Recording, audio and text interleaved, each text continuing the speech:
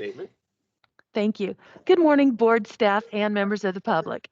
After my statement, the chairman will open this meeting and explain the rules for this electronic meeting. Please keep your microphone on mute when you are not speaking.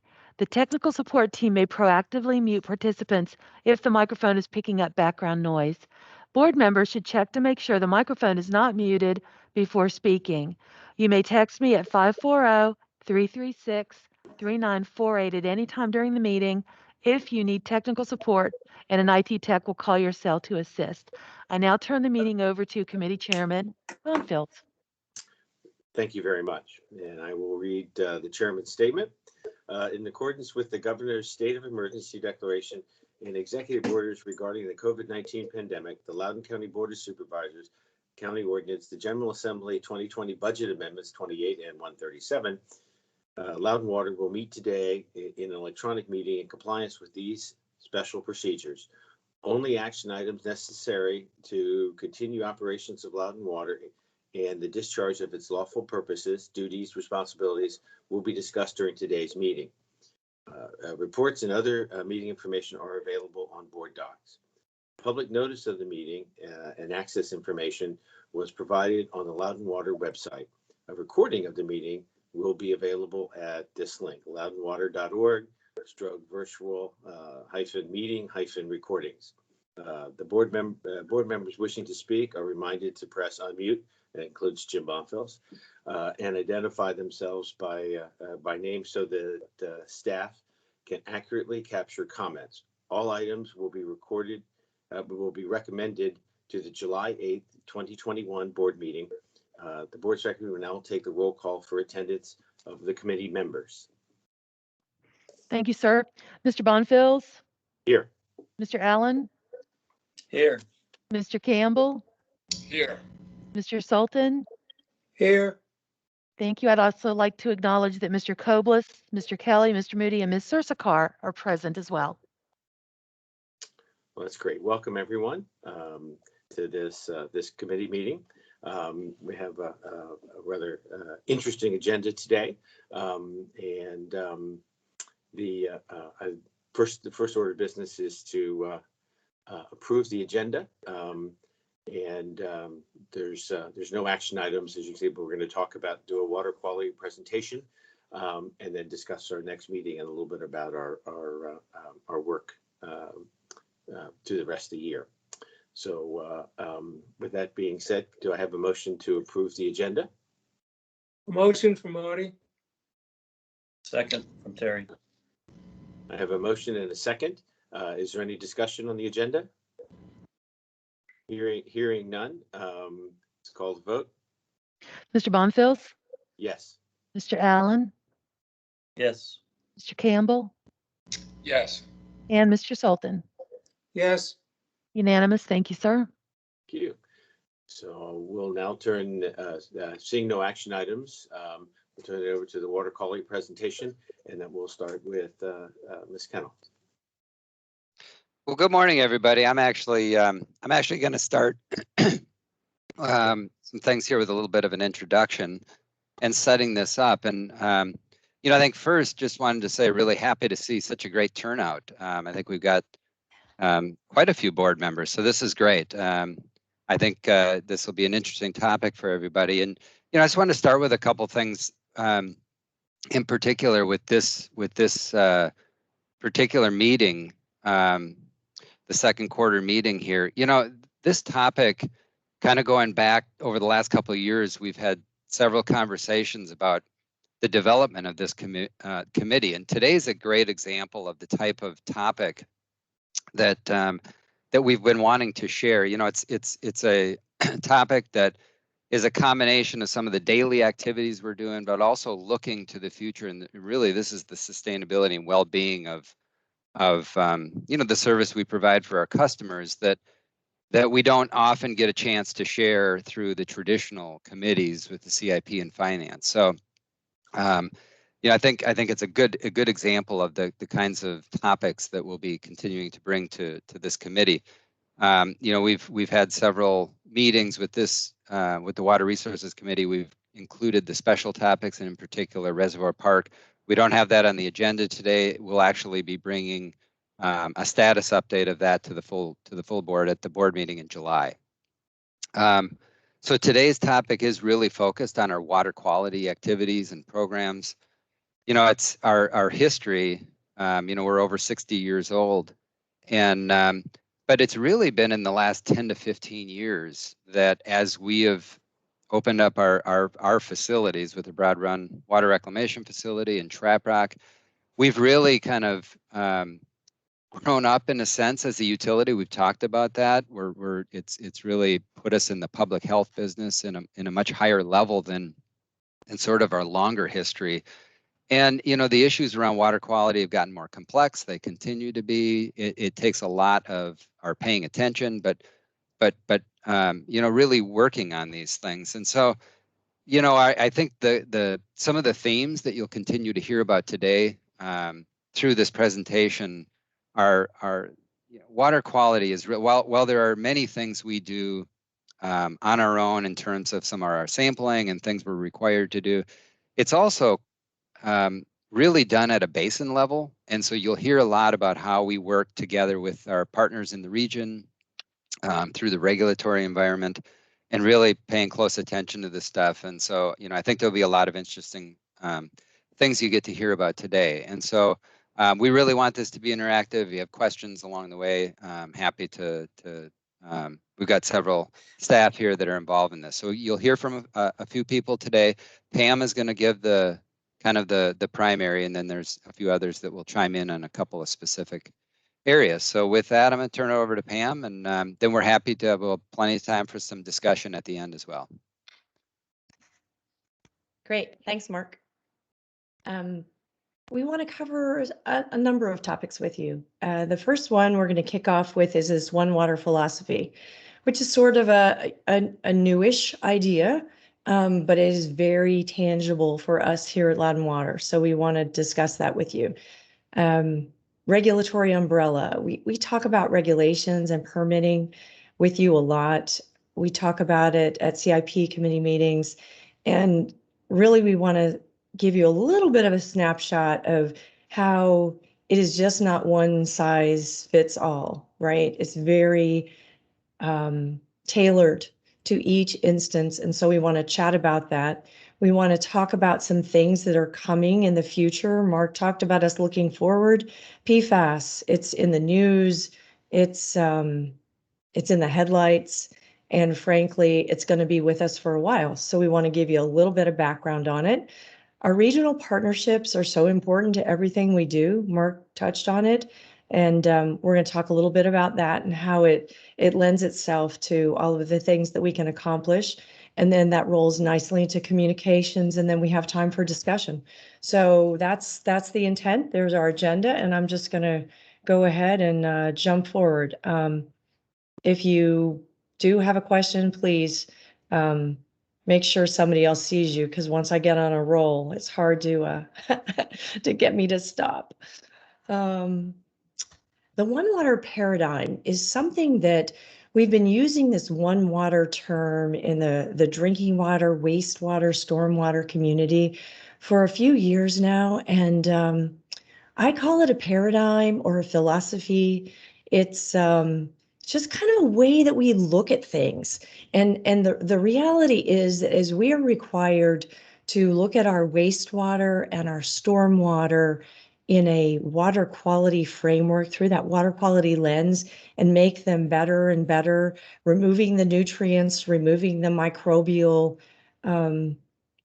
pathogens from them, it creates a higher and higher water quality, and that becomes very relevant for drinking water. So it becomes very much more closely aligned than they would ordinarily necessarily be from a regulatory perspective. And when we talk about regulations, you'll see why.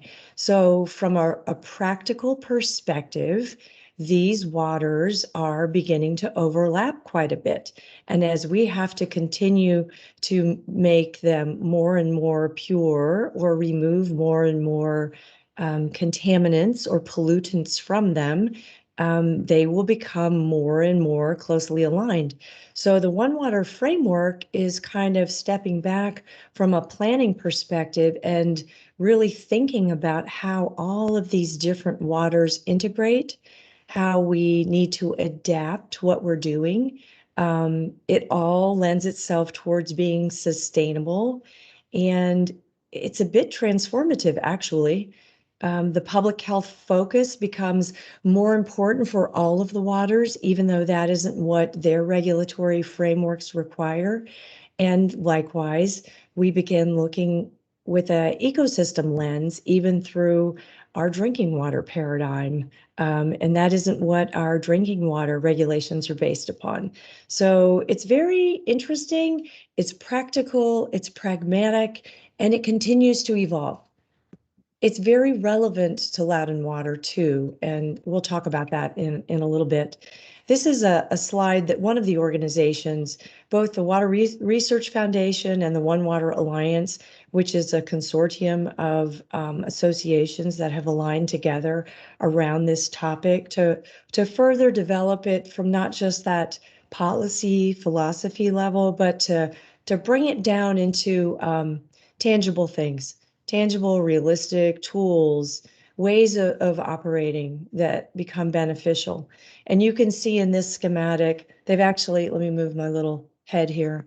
But you can see that the water treatment cycle is in blue on the graphic, wastewater is in orange, advanced treatment, which is representing our reclaimed and reuse systems, is in purple, and then stormwater. And so this is kind of a look at it's the water cycle in a community, but it's recognizing that one flows to the other. And that's really what we're talking about. One flows right into the other.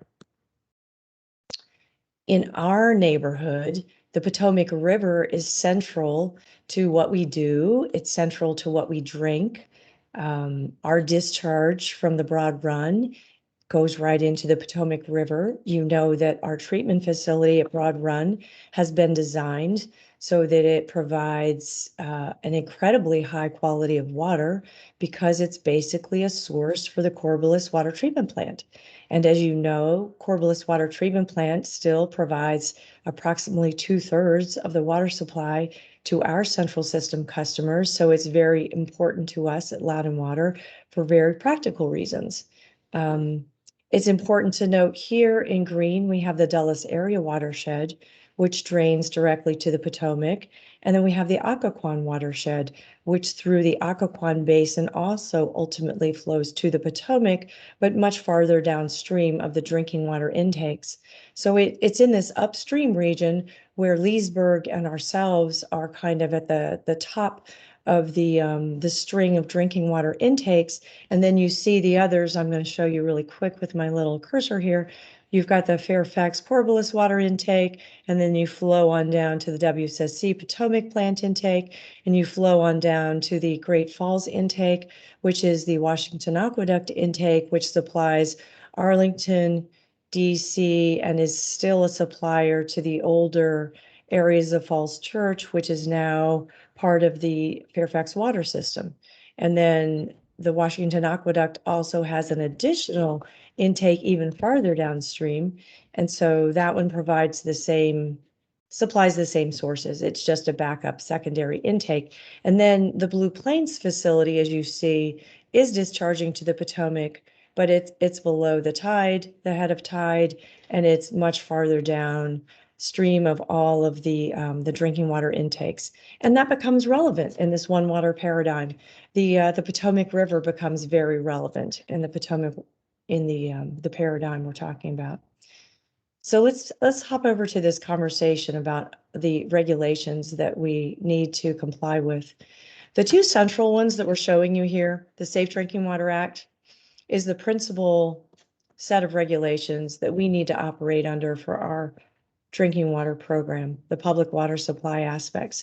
It regulates the treatment facilities, it regulates the distribution facilities, and it actually has an element of source water protection So in the upstream source component of our drinking water system, those are the three big pieces.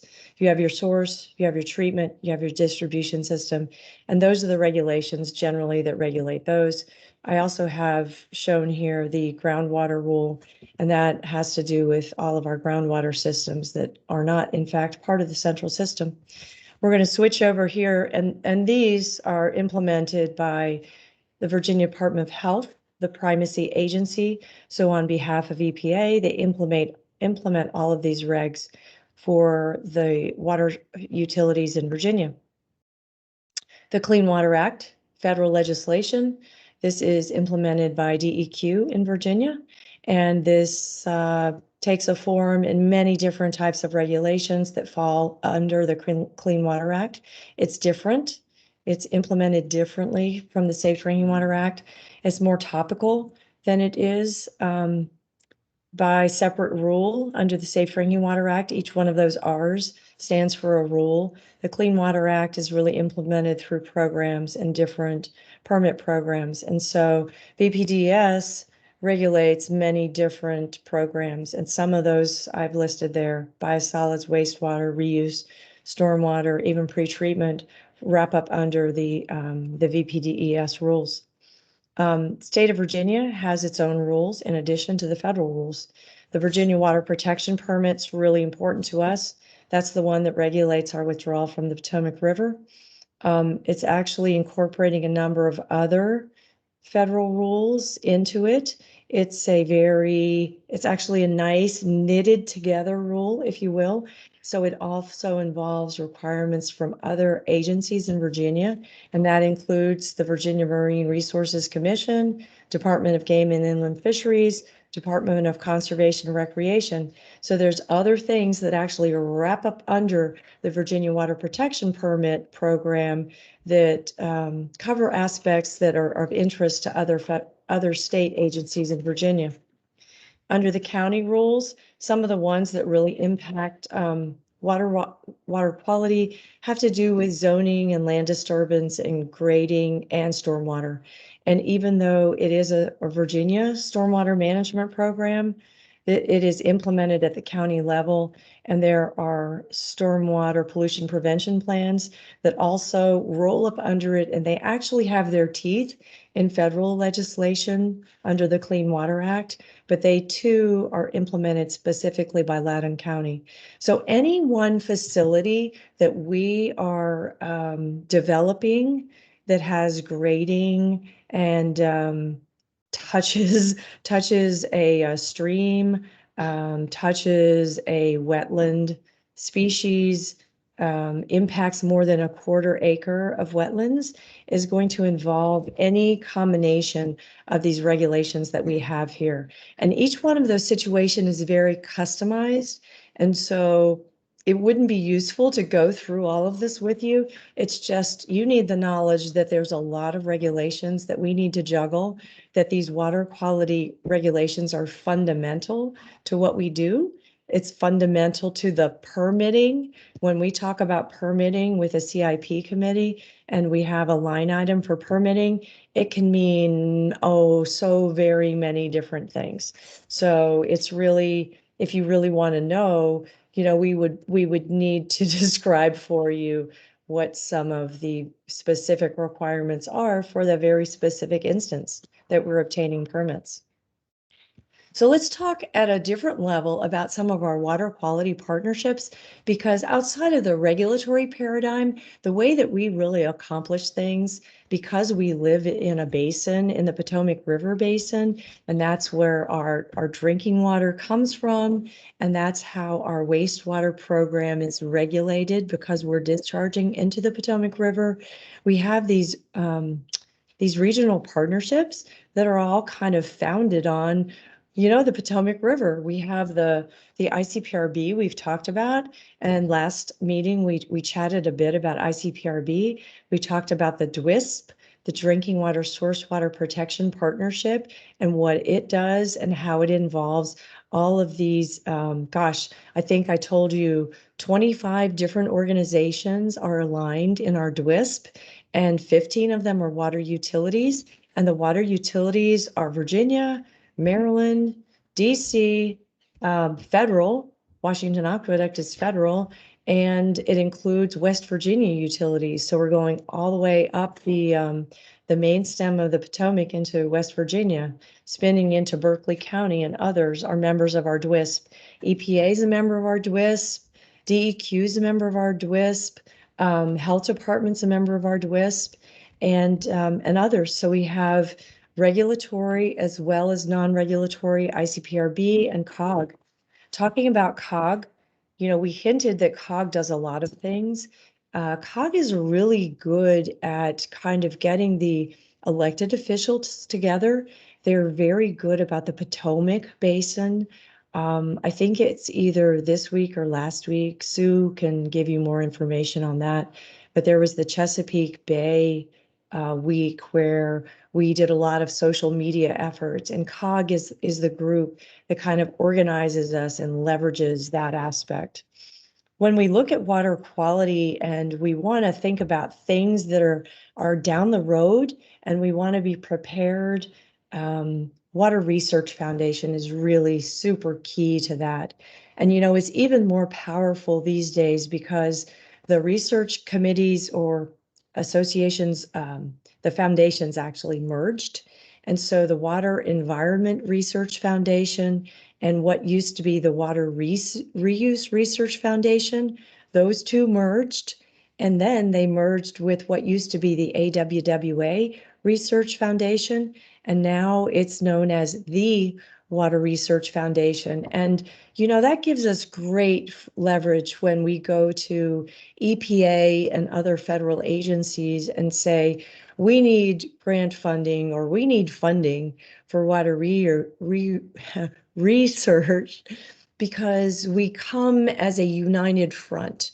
We are capitalizing on that one water paradigm. We're talking about reuse, reclamation, wastewater treatment, drinking water treatment, and we come as this united front under a research umbrella. And Loudon Water is a partner in Water Research Foundation. The Occoquan Watershed Policy is fundamental to our requirements, our regulatory requirements for the Broad Run facility.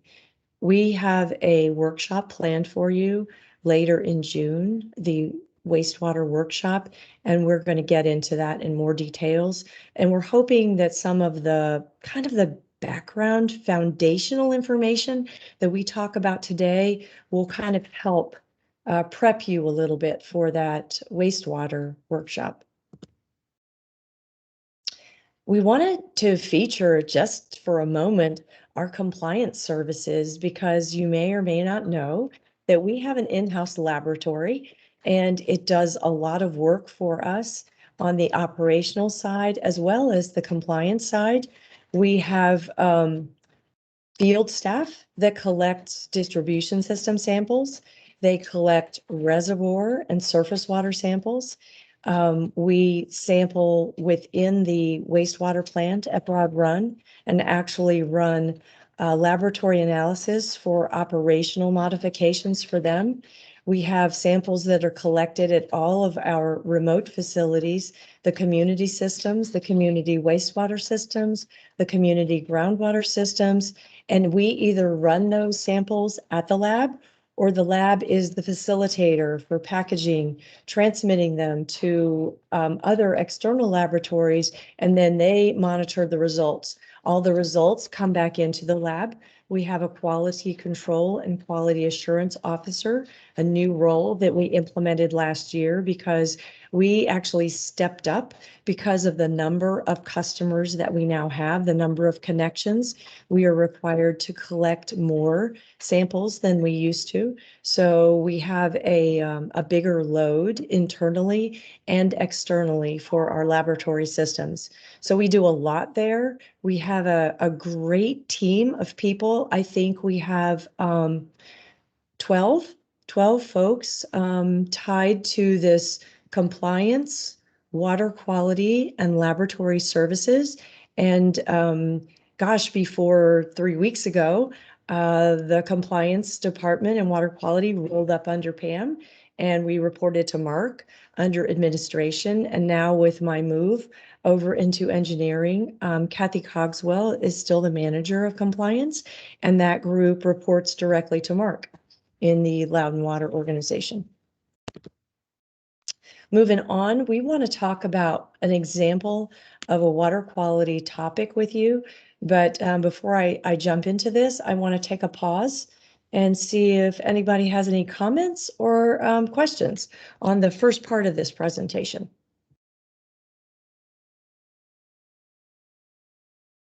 Any thoughts? Yeah, there's one. Mr. Moody has a question. Yes, hi. Thank you for the presentation thus far. I had a question. You mentioned the One Water framework, and with that, the need, the involvement of multiple utilities. I'm just curious if there's been plans put in place to integrate the management of the water resources and policies. You mentioned umbrella regulations, so I was curious. I would imagine there's a need to establish a new leadership or governance structure to work across the utilities. Boy, you've hit on something that's near and dear to our hearts. There's a lot there, to be honest, to unpack, and all of it's probably a level of detail that's greater than we want to get into at this moment. But I will tell you that it's fascinating because the Potomac is, the river's actually part of Maryland. So it's generally regulated by Maryland. In 2005, the Supreme Court said that Virginia could administer permits for activities that took place in the shores of Virginia. So that's both the discharges into the Potomac from Virginia, as well as withdrawals into the Potomac from Virginia. But it's still a permit from Virginia for us. Leesburg actually used to have both a discharge permit regulated by MDE as well as a withdrawal permit regulated by MDE because theirs was older than ours. And they got those before 2005. They no longer have permits by MDE, but we do not have an integrated framework that we are working under in a regulatory fashion. We are actually still all abiding by state laws. And DC becomes a little bit unique because they roll up under the federal umbrella. So they actually work directly through EPA Region 3 as their regulator. So DDOE in DC is a regulator, but then they don't have a state. So they roll directly to EPA Region 3 as a regulator. From a framework perspective, we have some frameworks that aren't regulatory that deal with the upstream reservoirs. It's the low flow allocation agreement we talked about at the conversation we had with you last quarter, and we talked a little bit about ICPRB and the co-op and how the three major water suppliers have agreements. They're non-regulatory in nature. Loudon Water has been invited to join the co-op, and as of yet, we have said we want to participate with the co-op, but it's not the right time for us. And we are adamantly believers that there needs to be a governance structure that others can join, not just us. I mean, we are a prize, right? They want us to join because we have some quarries that we're about to convert to raw water storage, and it's going to be very valuable for the region. And we recognize that. We recognize fully the value that we bring to the region, but we believe that you can't just have somebody who has something as a member. What about others who might need to join, right?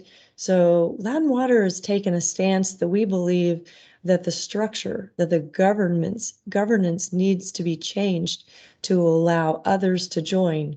And we're kind of using we're taking a principled stand that we will cooperate and collaborate by all means, but we don't want to join anything until the structure is modified. Understood. All right, well, thank you for that. You bet. Marty? You have a comment? Mr. Sultan? There's one piece of trivia that is interesting. When we at Fairfax wanted to withdraw water from the river, one person on the Maryland side, one citizen, complained that we were going to affect the low area and the weeds and what have you. The governor of Maryland acted, Fairfax objected, and the thing ended up in the Supreme Court, and that's why the regulation of the river by Maryland has lessened some. So it all started from one individual who happened to dislike the fact that we might be lowering the river level. Just a kind of interesting trivia. It is, and really, it was Fairfax Water that took it to court. Fairfax Water, and Marty, were you there then? Yes. Yeah, so Marty was there. He knows. It was a really big deal. It was huge. And the process took years, honestly. With that historic note too, a bonus that I hadn't intended to share with you, we're going to talk a little bit about PFAS. And I'm not sure if Mr. Byers was able to join us today, but he had asked a question at one of the board meetings because he had read something in one of the journals that he reads, and it was talking about forever chemicals. And the official name is, PFAS is a classification of compounds, and it really stands for per and polyfluoroalkyl substances. And I can't say it to you unless it's in front of me because it's a tongue twister. So everyone in the industry, literally, we all call it PFAS.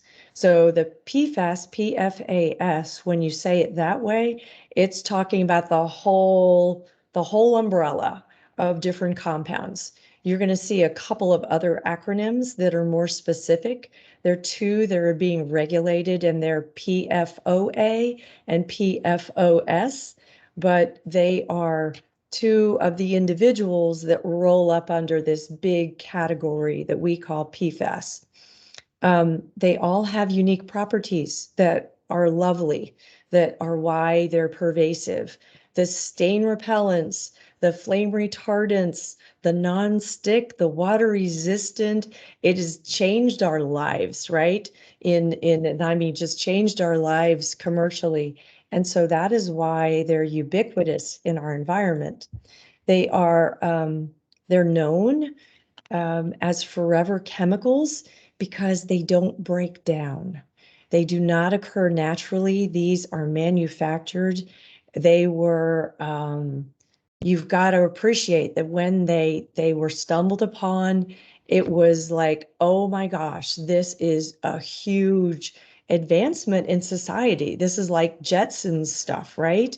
It's been widely used since the 1940s. They're nearly indestructible. Somebody who knows more than me could probably rattle off, I think it was 3M that maybe had the first patent for them. I think maybe others followed on. I'm not positive about that, but they are no longer manufactured or imported into the US because we found that they have carcinogenic properties when they are chronically when we get them in our bodies and they tend to accumulate, they do have carcinogenic properties. So we are much more attuned because we can test for these. This is the advancements in testing that we're talking about. We know what we're looking for, and we can look at them, look for them, and now we can look for more of them. And in the last unregulated contaminant monitoring round 5 years ago, we looked for a few of them, and we looked for them at certain levels, right?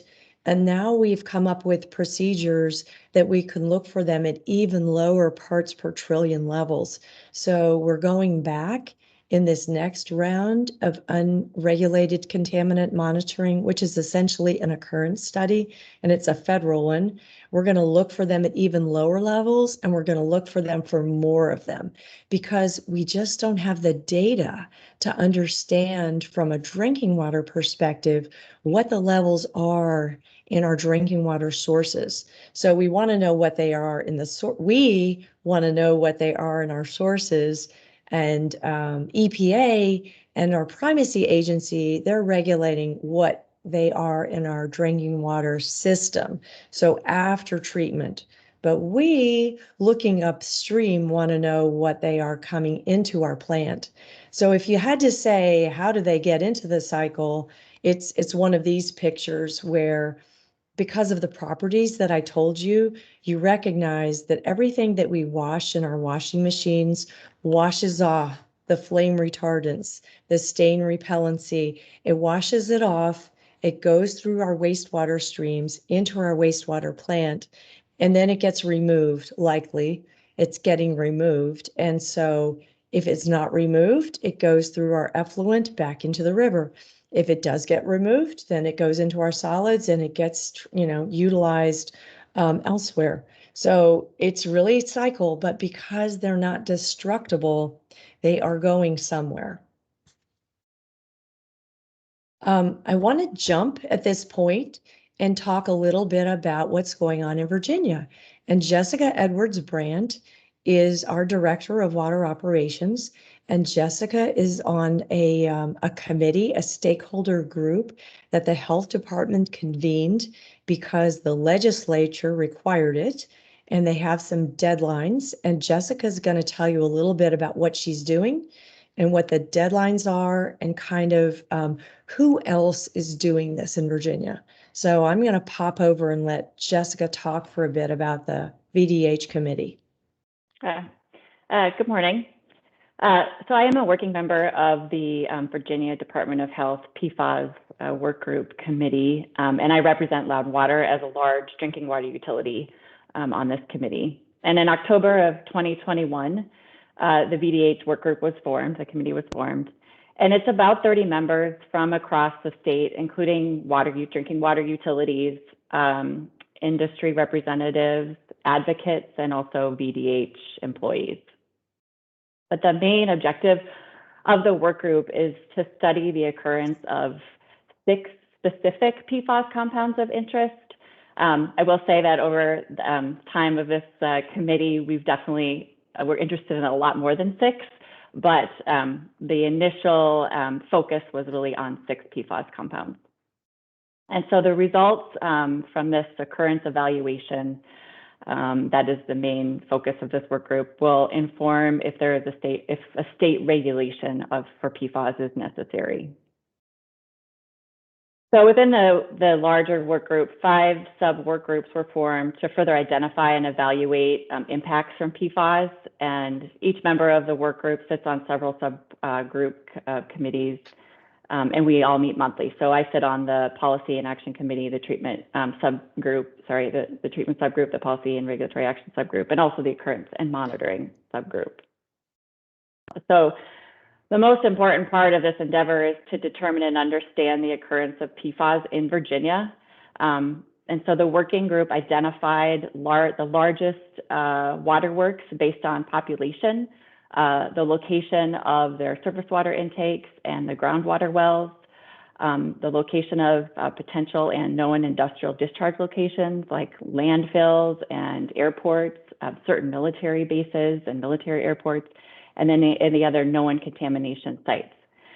And so, in other words, the work group really tried to reach all of the Virginia state communities as best possible while focusing on population, so we can monitor within all of these communities and do that within a budget. So Loud and Water is considered a large waterwork utilities. We rank right up there with Henrico County and Fairfax Water. Several others were number 6 on the list, actually. And we are participating in this occurrence and monitoring study. And in fact, nearly all the utilities that have been asked to participate in this monitoring program are participating. And this monitoring exercise is currently ongoing and pending at the moment. So the PFAS work group committee must report its findings to the governor and the legislature by December 1st of 2021. So we have a pretty short timeline. And this will help to determine if further regulatory evaluation is necessary. So this is really one step in the mini to understanding PFAS within the state of Virginia. So I'll pass it back over to Pam. Yeah, I want to take a pause here and let the members ask any questions about this, because I think it's important that we answer any questions you have about what Virginia is doing.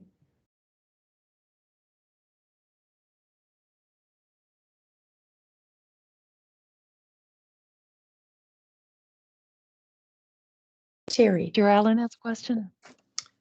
Yeah, I did. So back to the forever chemicals. When were they is everything on that list, the flame retardant, is all that stuff banned? And when were they banned? And if they were banned, I assume they're getting in the water because people have clothes that they bought 5 years ago that they're still washing. So I'm just curious, if you look at today, how are they getting into our water supply? So I'm going to ask Jessica if she knows, because she's been into this too. I think they were banned in the 80s or the 90s, maybe, but it's only those two. And so there's our issue, because you can ban chemicals, but then what are you going to do? All of those properties are things that we all want.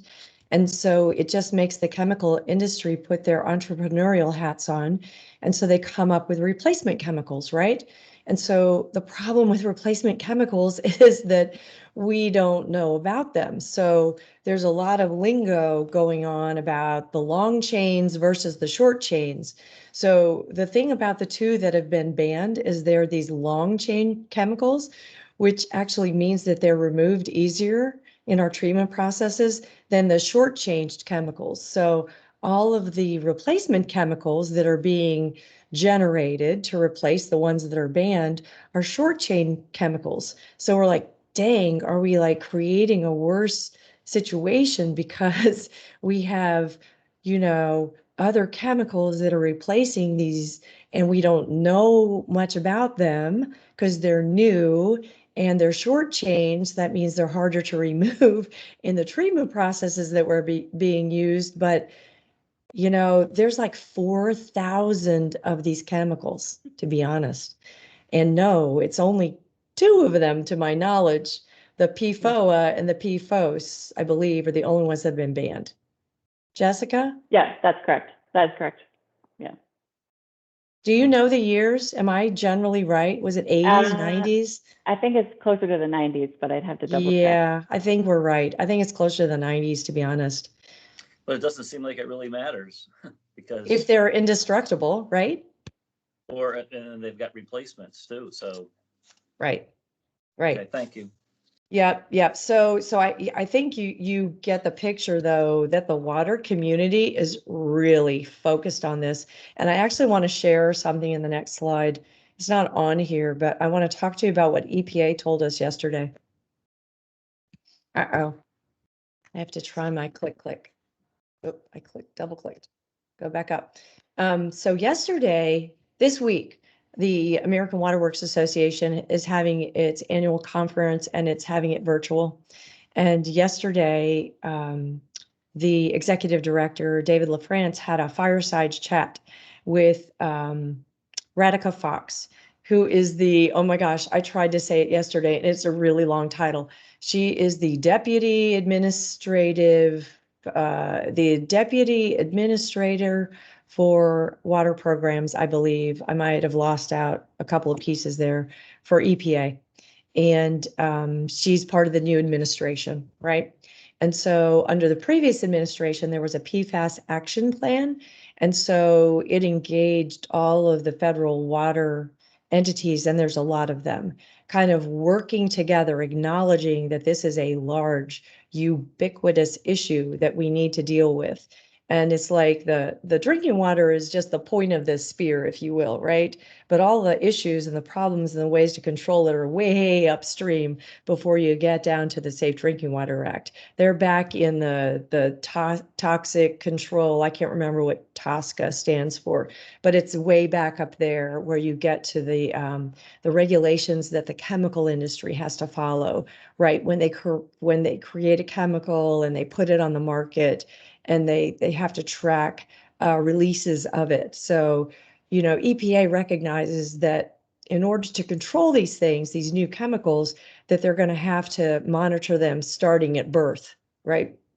So they're trying to use the TSCA regulations to do that. So what EPA told us yesterday, I really liked it. They used some terms that were positive. They want to harmonize all of the regulatory authorities that EPA has to tackle the problem. I liked it. They talked about 3 R's. Let me see if I get it straight. They talked about research. They talked about I got to remember the second one, but the third one was remediate.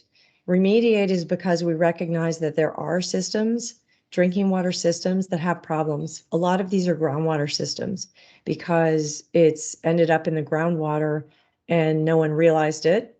And now that you realize it and we can measure it at much lower levels, typically your groundwater systems are very simple systems.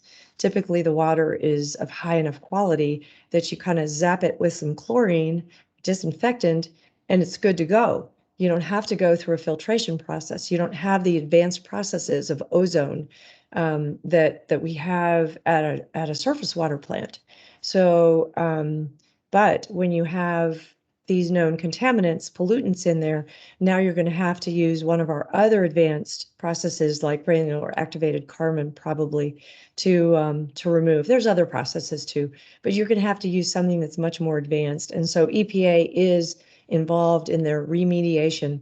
And then there's the middle one, the middle R was restrict. That's what it was.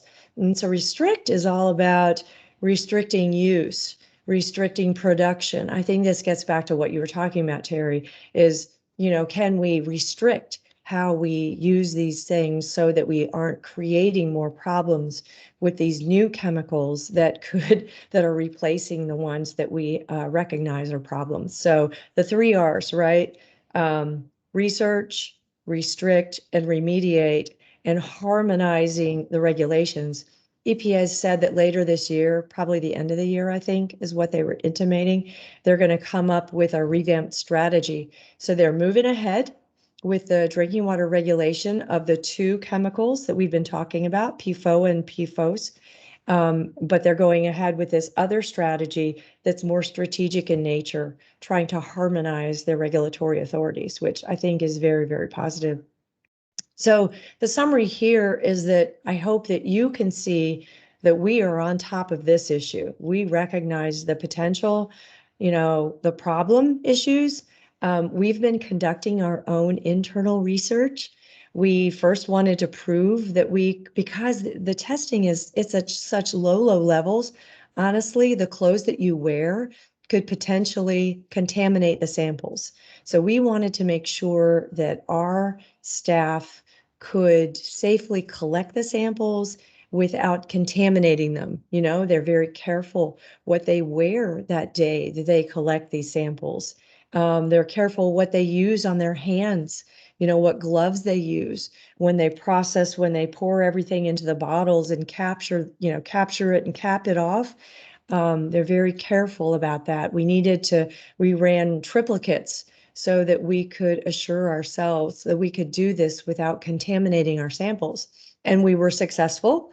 We said, we're good. We've got a process, a procedure, and this was the lab that I was talking about. We can do these ourselves. So we did some of our own internal research. So we said, let's test Broad Run. Let's test Goose Creek. We played around. We said, let's test the Potomac River and see what we find. And we tested after the filters at the Trap Rock plant. And wow, I'm going to tell you, our research showed we don't have issues in our source waters. We were ecstatic to learn, because people assume because the Potomac River is the Potomac River that it's going to have PFAS contamination, and our samples basically validated what WSSC, who's pretty much done the most sampling in the river, shows, which is we don't have an issue in our central drinking water system. So that's like really powerful. And we feel really good about our capability to do more research internally. And we're engaging on a regional level, as we talked about, Potomac is a regional source. And so when we do this sort of thing, we want to be able to share our data and share with others. So none of us have the total burden for the sampling exercises, and we can learn from each other. I think where this takes us naturally is to talk a little bit about the region and communication. And I'm going to like pass this baton or the mic over to Sue so she can talk a little bit about, oh, but a pause first. I see Mr. Brent. Campbell, Mr. Yeah, Campbell yeah. has a question. Yes. Yes, hi, just real quick. Thanks, Pam, for all the great info here. Just so I'm clear, the new short chain PFASs that you were referencing, do we have the ability to test for that? So when you're doing these tests, that includes the new stuff, not just the older chemicals that have been banned? So that's a good question. So I'm going to tell you something and then Jessica's going to correct me. So some of them have names, like Gen X is one of them. And I can't remember, there's a couple of other named compounds. I know that the industry is sampling them. What I'm not sure of is if EPA has developed a method yet. So there's analytical capabilities by some of our highly regarded laboratories. So yes, I know they're being tested, but I don't know if EPA has a process for developing methods that are certified, and then all the labs can do that. I'm not sure at what stage those analytical capabilities are for some of the short chained. And I'm going to ask Jessica if she knows. Yeah, the method that's very popular right now and very common right now and that EPA is supporting does include several of the shorter chain compounds. Not all of them, because there are too many. But yes, we are able to monitor for some of them. Do you have any of the names, the ones I was trying to spout off, Jessica, just for grins? I always have to read them myself because, I mean, the Gen X is the popular one. I was just I was looking at some of the. Well, while you're doing that, so we go to Costco and we buy the big, stir frying pan or what have you, and it's non-stick, and somebody's doing the dishes, and presumably some of these newer chemicals are getting into the water supply. Does Loudon Water, when we're saying that the Potomac River and our system is PFAS free, are we saying that we're confident that we don't have these newer shorter chain PFASs in there, or we don't, at the moment, we don't have the ability to test for those? That's correct. We aren't testing for those yet. We tested for the ones that were in the previous. Actually, I'm going to ask Jessica if she recalls which method we ended up deciding to test. I think it's the one that has 15 compounds. So we've tested for the one with 15 compounds, and then with the VDH monitoring, that's several more. I think that's like 27 compounds. Yeah.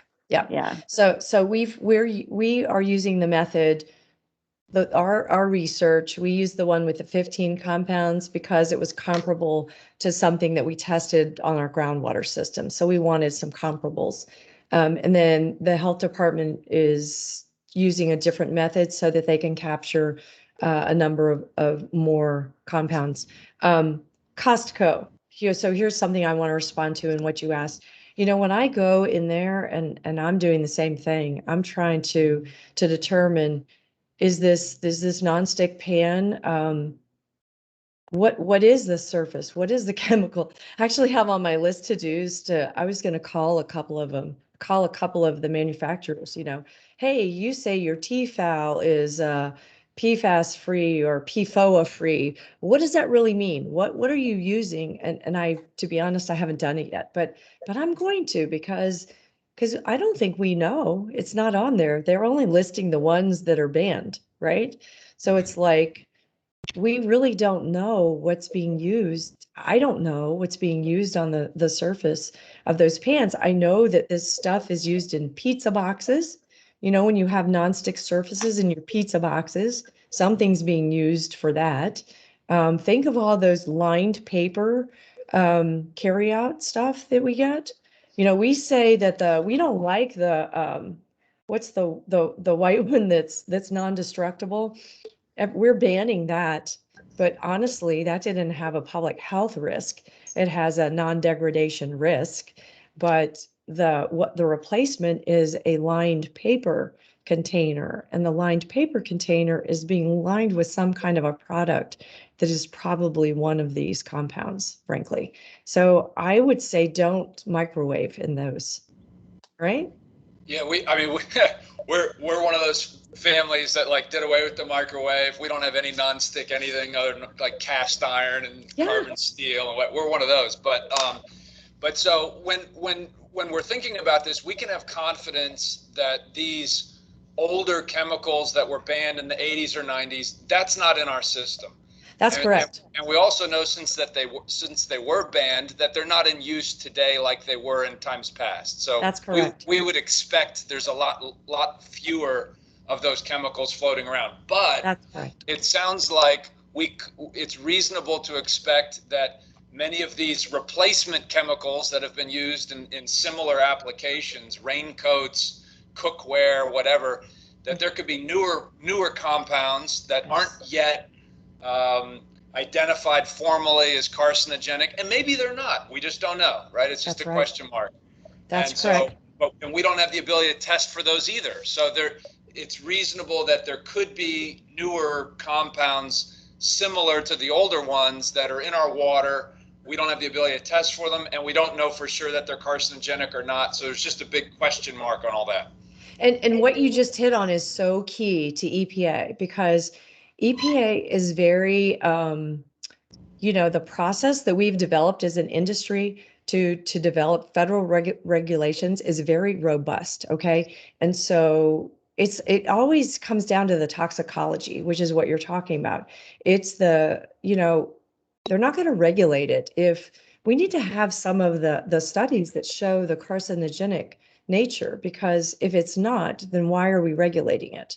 Right. So there's a lot of data that needs to be compiled. So I think that EPA recognizes there's a problem, so there is going to be a regulation.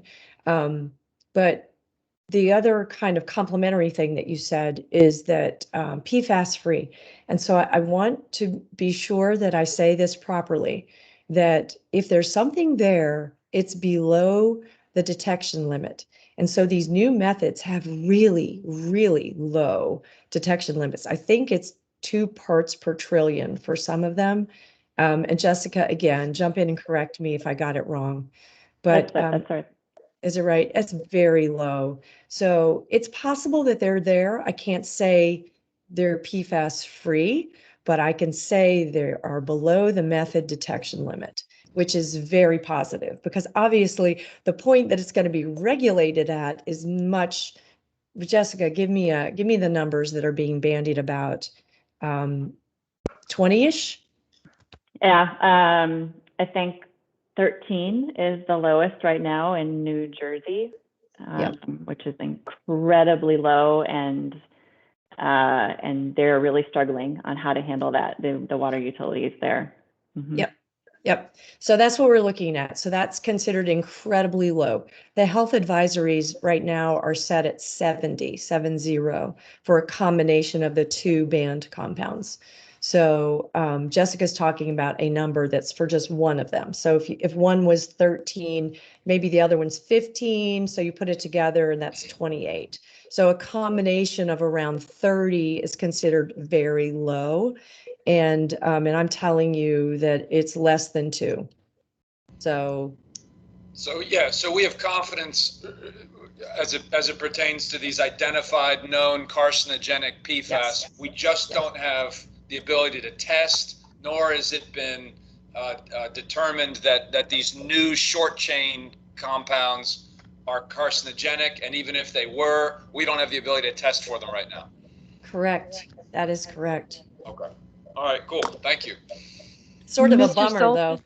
It is a bummer. It's a bummer. You know, on one hand, you just say, well, you know, use some common sense and be skeptical. But I understand that we can't do much more than what we're doing. So thank you. Yeah. Mr. Sultan. Mr. Sultan has a question. Yeah, you mentioned that the Potomac doesn't have any trace of these things. What about other rivers? Is the Potomac unique, or have they found it in other rivers? And if so, why? What's the difference? I'm going to tell you the difference for the Potomac, and this is a blessing. 65% of our watershed is still forested, which is amazing. 65%. If you look at the land use in our Potomac Basin, it is because we tend to look where we live, right? But if you look upstream, there's beauty. Western Maryland and West Virginia is a large part, and the Shenandoah is a large part of our watershed, and it is largely forested, 65%. So that is why our DWISP is so powerful, because our DWISP is looking upstream, and we are enforcing when discharge permits come up for review, we comment, because we are very careful to ensure that we don't allow things to be discharged in the river that may impact our drinking water systems downstream. And even if they aren't regulated yet, we've been asking MDE to put a monitoring requirement in some of these discharge permits, so that they can monitor for bromides or things that may react with our ozonation systems that create byproducts that we don't want. But it is unique, Marty. And we're really, I'm going to say we're lucky, but it isn't just luck. We have our eyeballs set on looking upstream. And so it is a very focused effort, which is really a really good segue into Sue talking about how our region is really laser focused on water quality and looking upstream. Have they been cooperative with your requests? Absolutely. MD has been outstanding. Yes. Okay, thanks. Yep. Sue? All right. Yeah, I just want to be real brief here. I know that we're running out of time, but the PFAS issue is such a great example of the regional collaboration with the other utilities in the area, and it's just going to become one of the major topics that we'll be discussing with the region in the next months, years to come.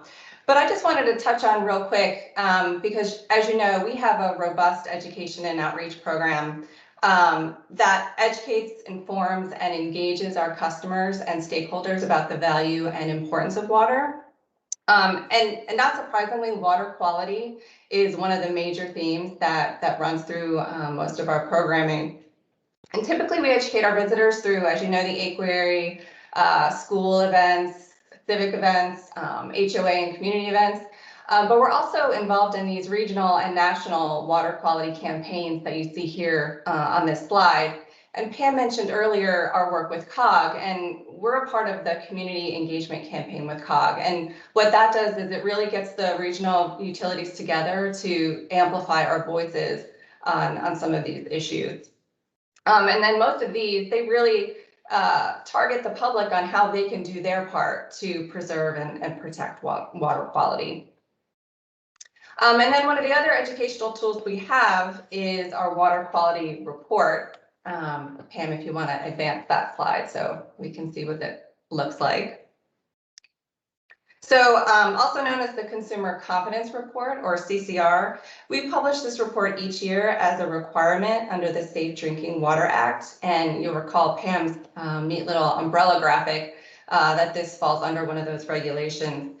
And the CCR provides information about where your water comes from, what's added, how it's treated, tests that are performed, information on fluoride, and also quality evaluation.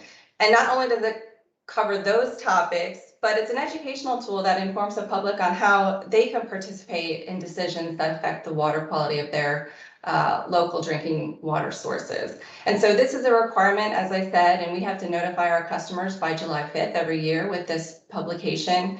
And we do that through our many communications channels.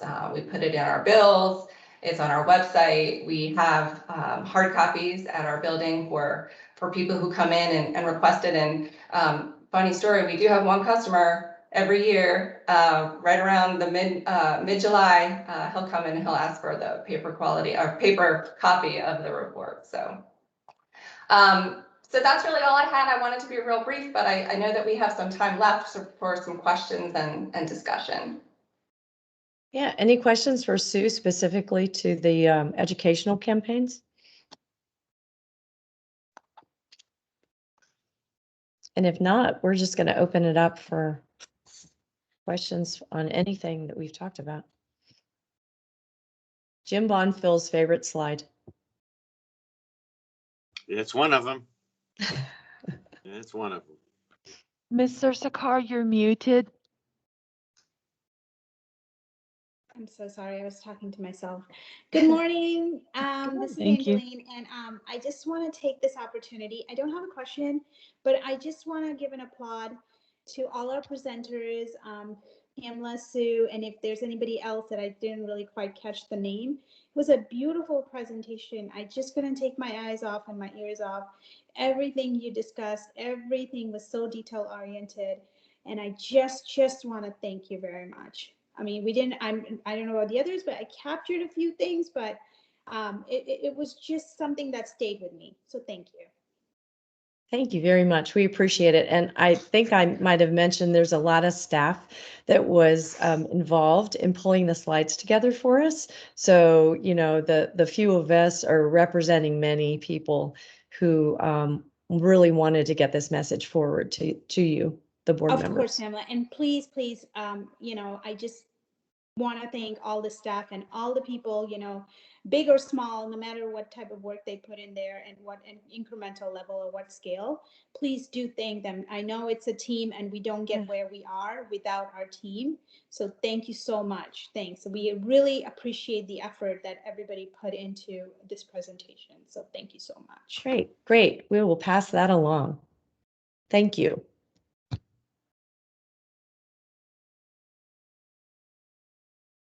Anyone else? No other questions? You presented a lot of material.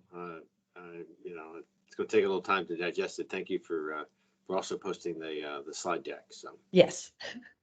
Well, Oh, real quick. Oh, Mr. Mark, Campbell. sorry. No problem. Help me understand, how do these bind with water? Because you guys have showed us the water treatment plant and how there's so many steps as we're cleaning and purifying the water. Is it possible that these chemicals are so minute or so bound to the structure of water that we're not able to remove them? Am I misunderstanding that? You're not misunderstanding it at all. I'm actually going to ask Jessica, are you still on? Yep, I'm here. Yeah, I think it would be good to talk a little bit about the carbon. Yeah. And why don't you go ahead? So they are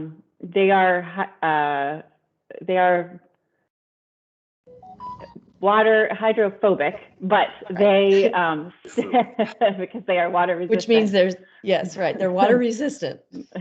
but they are there in the water, and they are small enough that the only way that really right now the technologies that are best used to remove them are basically absorption. So like a granular activated carbon absorption process.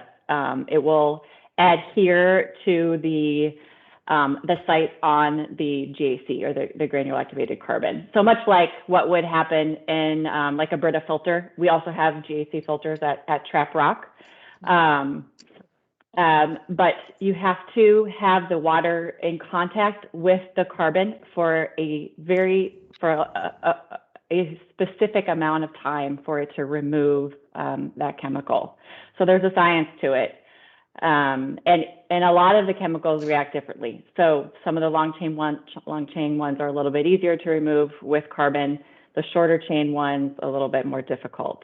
There are other processes too. Ion exchange, very similar. You have to have a certain amount of contact time with the water for those particular contaminants to be removed. Thank you. That's helpful. Thank you.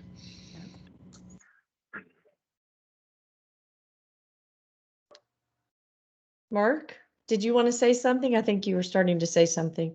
Yeah, I just, you know, I want to leave time if there's any more questions, certainly, but just one final wrap-up item. Just wanted to talk a little bit about looking ahead, where this quarterly meeting was really focused on water quality. And what we're thinking is developing, you know, we want to leave things flexible, but kind of on a yearly basis, you know, looking at this second quarter as the time where we'll maintain a focus on some water quality issues.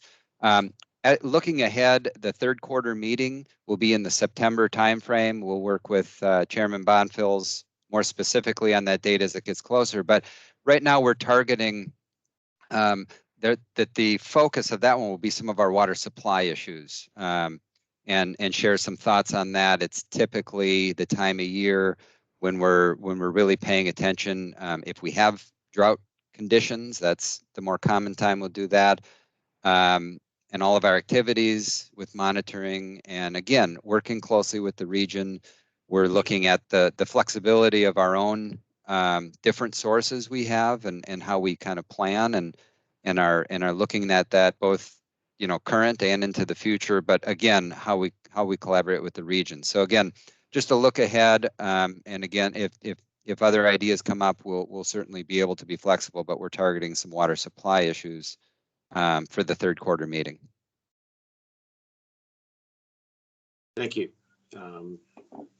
That'll be a very interesting meeting, and it will include the some additional understanding, hopefully, of the relationships with all the different water companies that are in our region.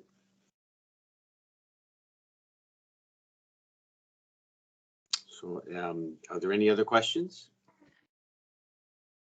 So we're talking about a September meeting, probably after our regular September board meeting, but we'll work on that schedule and get it out to everyone.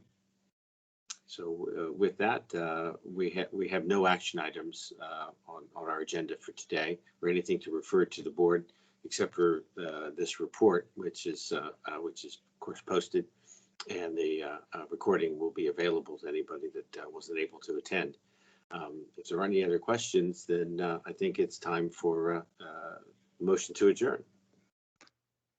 I'll make a motion to adjourn, Mr. Chairman. Thank you, sir. Second. Second. I guess we have to vote. I was going to say all in favor, say aye, but I guess we have to do a roll call. Yes, sir. Mr. Bonfils, Yes. Mr. Allen, Yes. Mr. Campbell, Yes. Mr. Sultan. I just like to reinforce what Ms. Sakar said. That was an excellent presentation. Certainly was. Yes.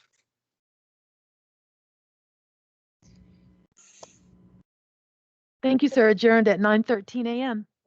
Thank you very much. Appreciate everybody's attendance and all the work that went into that great presentation.